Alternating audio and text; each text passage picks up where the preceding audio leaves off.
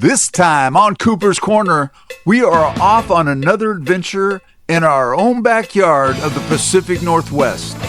We bring the whole family along as we discover Fort Worden and Wilson Point Lighthouse. We check out the beaches and take in the sunshine. We visit the Fort's Museum and check out the wildlife and explore the gun batteries and the defensive fortresses that served America against invasion. We'll go underground and explore the dark tunnels that stored the bombs to support these massive guns. So come along with us on this week's episode of Cooper's Corner on the Road. And if you like this video, do us a favor, hit that like button, subscribe to our channel, and share with your family and friends. And don't forget to tap that notification bell so you'll never miss an episode.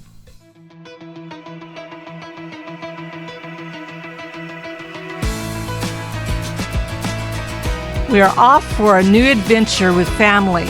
We make our way back over the Narrows Bridge and onto the peninsula. The weather? Perfect. The skies?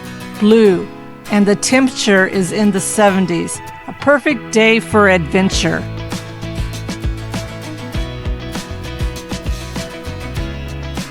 We pass our old town of Gig Harbor heading west on Highway 16.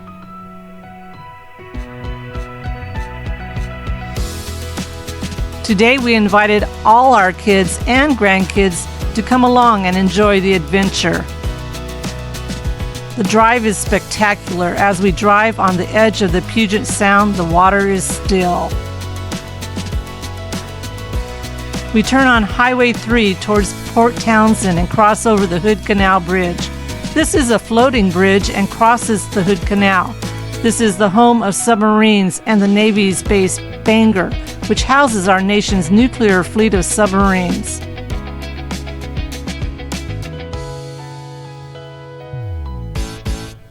We are rewarded with breathtaking views of the Olympic mountain range to include Mount Olympus.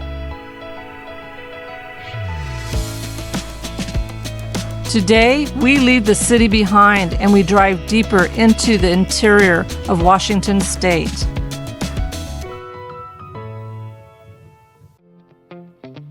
We turn on Highway 19 headed north, cutting through the farmland known as Beaver Valley. We arrive at Fort Worden State Park and enter its gates. Fort Worden State Park, located near Port Townsend, on the northeastern edge of the Olympic Peninsula, began as a key military installation designed to defend the Puget Sound in the late 1800s. As part of the strategic coastal defense system, the fort was heavily fortified with large concrete gun batteries, some equipped with disappearing guns that could retract after firing. During its active years through World War I and World War II, Fort Worden functioned as a self-contained military community housing hundreds of soldiers and officers. Life at the fort was highly structured. Soldiers followed strict daily routines that included drills, maintenance duties, and artillery training. The base was designed not only for defense, but also for daily living, with a full complement of buildings such as barracks, a hospital, a chapel, a gymnasium, and administrative offices. The officers' houses, still standing today, reflect a different side of life at Fort Worden. Built with distinctive early 20th century architecture, these homes were more like spacious and refined than enlisted barracks. Often featuring large porches and views of the water, they housed officers and their families, offering a level of comfort that contrasted the quarters for the enlisted soldier. Today, these buildings and defenses illustrate what life was like in an active coastal fort, blending military readiness with the routines of a close-knit community. Today, Fort Worden State Park is open to the public through Washington State Park Systems. At Point Wilson, Visitors can enjoy campgrounds with full RV hookups as well as beachside tent camping. Well-maintained trails lead from the campground to historic gun and mortar batteries and continue along the shoreline. Kayak and bike rentals are available for exploring the park's scenic landscape. A small interpretive center provides insight into local wildlife and ecosystems. The park also serves as a convenient base for visiting nearby Port Townsend and Whidbey Island.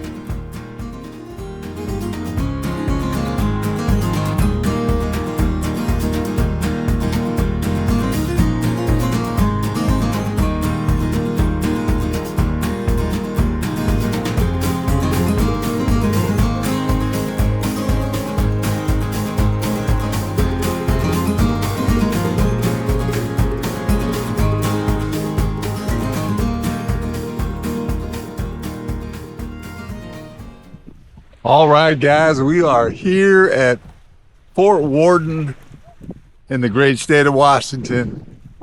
We have been here multiple times, and today we got the family, and we wanted to go check out our own backyard here and take you along with us. We've been here numerous times. It's a fascinating place. So I'm going to show you a little bit of the Puget Sound here, but this is about an hour and 45 minutes from our house. It's on the peninsula, and so the Strait of Juan de Fuca is just over the hill over there, and that's where it goes into the Pacific Ocean. So, but it's I really encourage people to, no matter where you live, explore your own backyard. Because there's always, I don't care where you live, there are going to be some areas that you can explore, and it's, you don't have to take a 1,000-mile trip. Sometimes you can just take a day trip locally. We got the lighthouse on the point back here, and it's going to be a beautiful day. We're going to see some old bunkers and artillery sites that are up on the mountain here. This was Fort Worden. This goes back to the late 1800s, and it was in service during the First World War and the Second World War.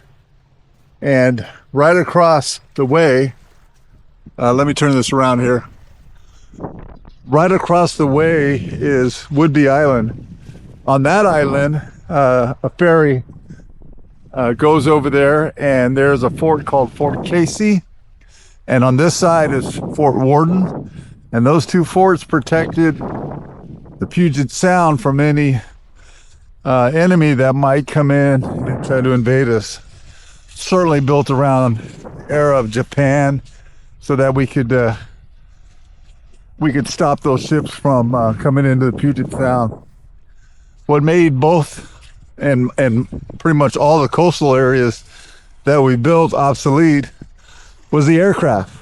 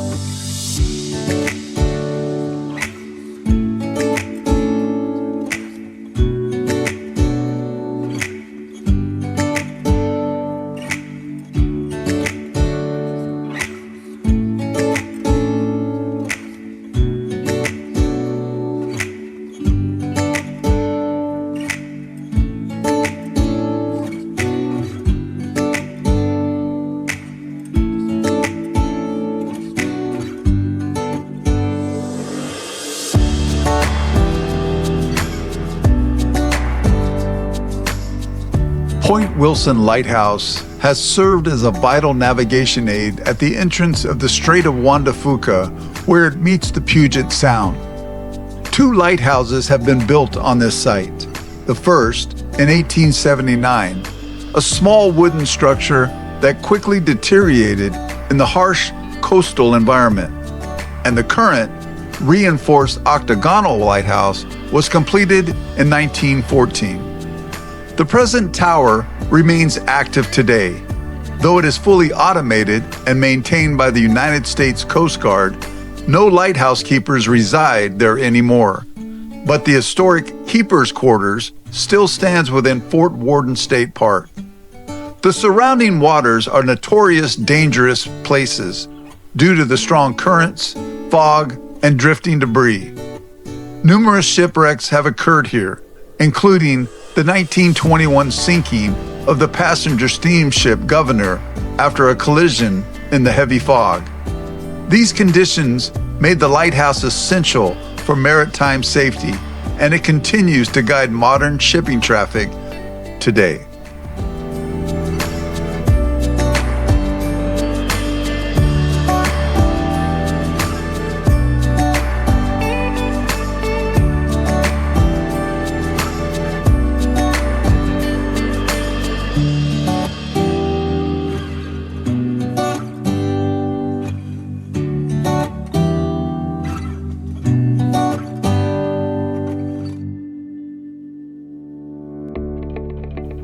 At Fort Worden State Park, searchlight positions were an important part of the coastal defense system. The fort had several searchlight emplacements, typically about 3 main positions, working in coordination with nearby forts such as Fort Casey State Park and Fort Flagler State Park.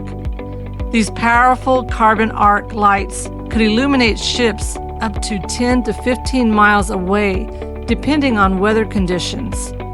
Operators rotated and swept the beams to locate and track vessels at night or in fog while guiding artillery fire from hidden gun batteries. The lights were used in brief, controlled bursts rather than continuously, allowing crews to conceal their exact positions and avoid revealing defensive locations to enemy ships. Perfect day to come out here. Again, in the Pacific Northwest, we get a tremendous amount of rain 9 months of the year. But man, when we get into May, and June, and July, and August, we get spoiled real quick. And we consider the spring and summer payday. For all the rainy months, this is when we get our reward. So right over that mountain you see, the big mountain right there, is Mount Baker. All right. Hello. How you doing? Good. How are you? Good. Welcome to the museum. Thank you. No charge. Oh, no charge? Do you have a donation? We have a donation box if you'd like to donate. Absolutely. It's a self-guided tour. Yeah, we've been here before. Okay. Cool.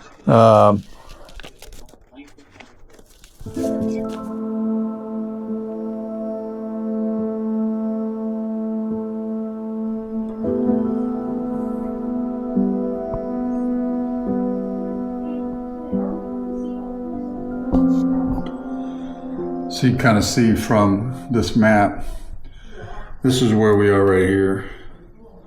So this is Fort Worden, Port Townsend's right here.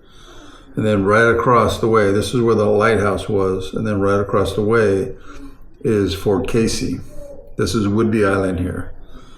So these 2 forts right here prevented any ships from coming in here. And this is the Strait of Juan de Fuca right here. Pacific Ocean right here. So the island that had all those cliffs on it are right here.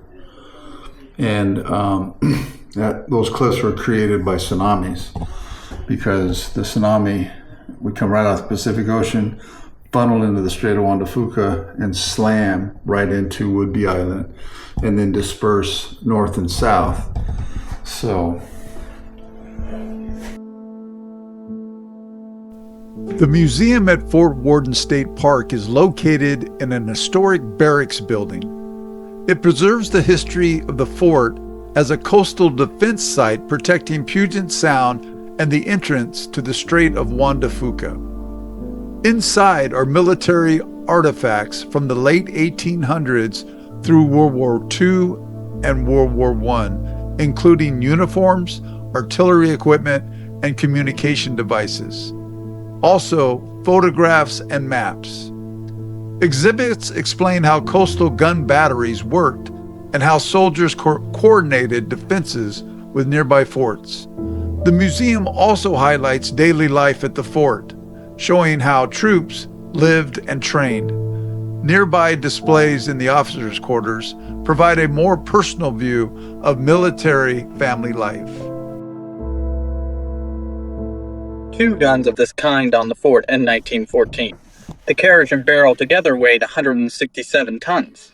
The maximum range firing a 510-pound high-explosive shell was 14,700 yards. It took 44 men to aim for and operate the gun. Both the powder and shells were stored inside the battery.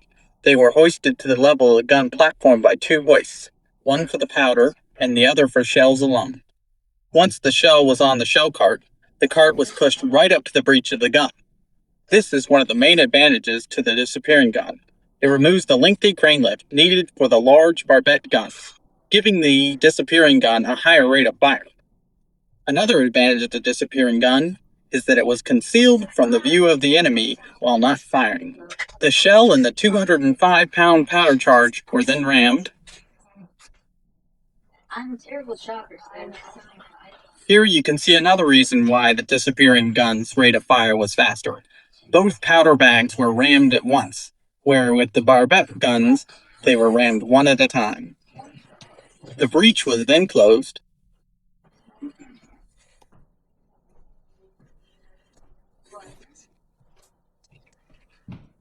The maximum elevation was 12 degrees. The gun could be traversed 170 degrees.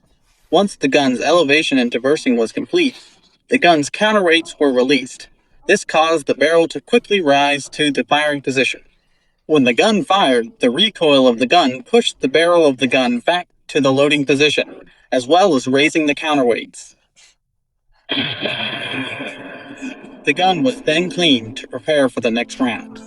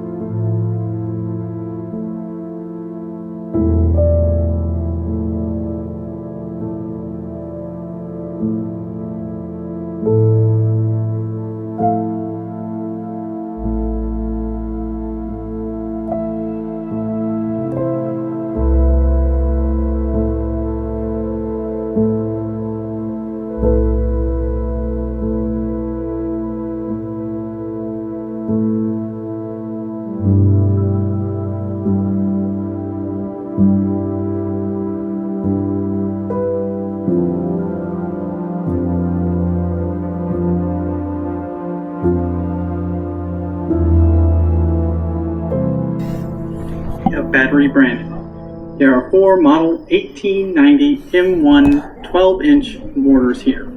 There are 16 mortars of this kind on the fort in 1914. The mortars fired their rounds closer to vertical so that when they reached their targets, they were coming almost straight down. This was good because most of the warships of the period, while armored on the sides, still only had wooden decks. The carriage and barrel together weighed 64 tons.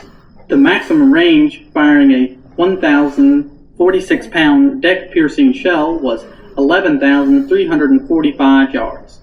It took 58 men to aim for and operate the whole mortar battery. The shells could be stored on a loading table inside the battery, where they could easily be loaded onto the shell cart. Once the shell was on the shell cart, the cart was pushed right up to the breech of the mortar.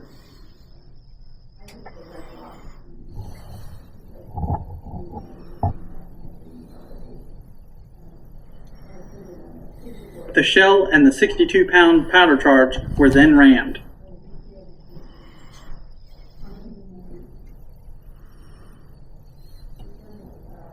The breech was then closed.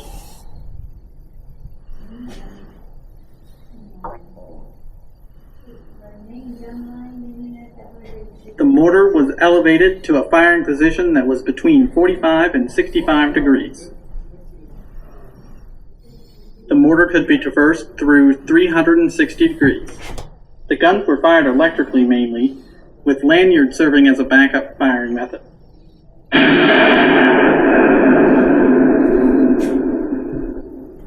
After the mortar was fired, a cleaning rod was dipped in water and used to put out any smoldering embers still in the powder chamber, to prevent premature explosion of the powder for the next round. This was done as a safety measure. Once the cleaning was finished, the gun was ready for reloading.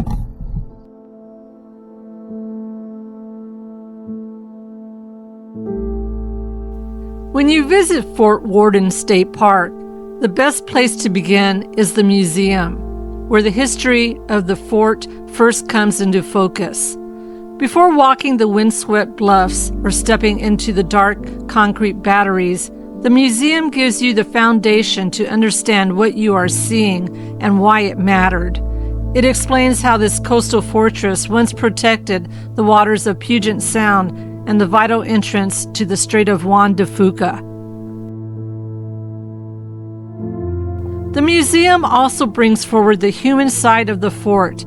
It reflects the daily lives of the soldiers who lived here, their routines, their discipline, and their sense of duty. As you continue your tour afterward, every structure feels more meaningful because you have already learned its purpose.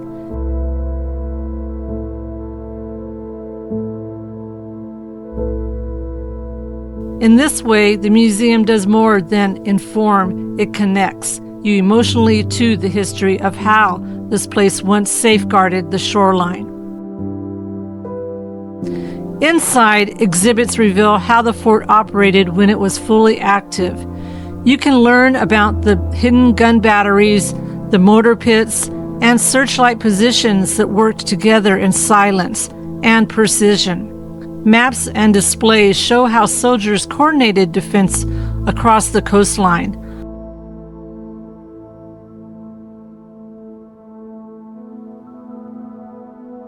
Watching for approaching ships and communicating across stations, understanding these systems transforms the landscape from quiet ruins into a place of strategic and vigilance.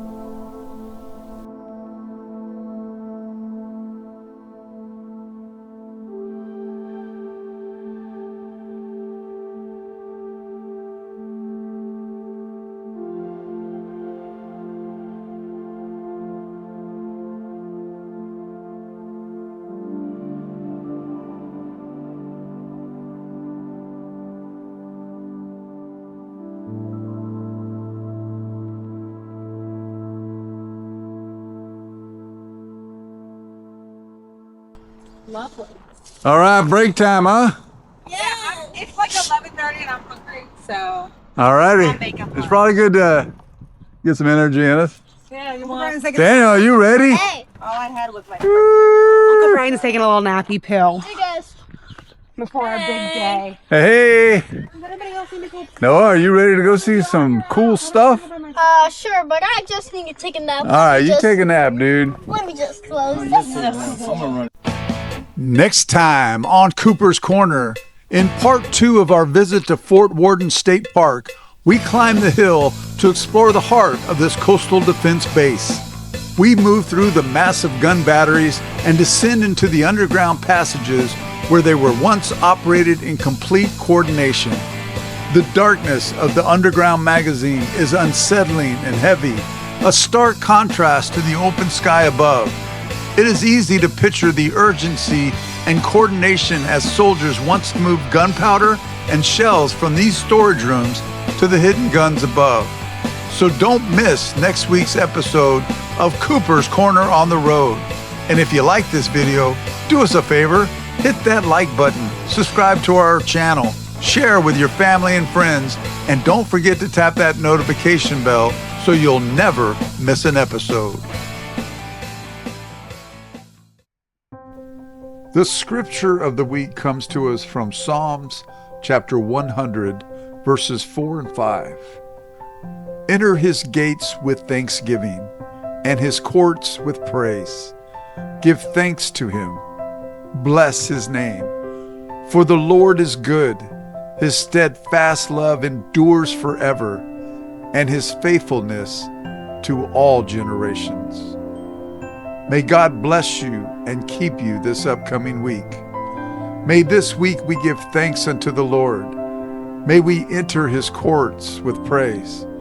May everything that we do this week bring glory to the name of Christ. God is faithful and loves us. God has made a way through his Son that we can be forgiven and be reconciled unto himself.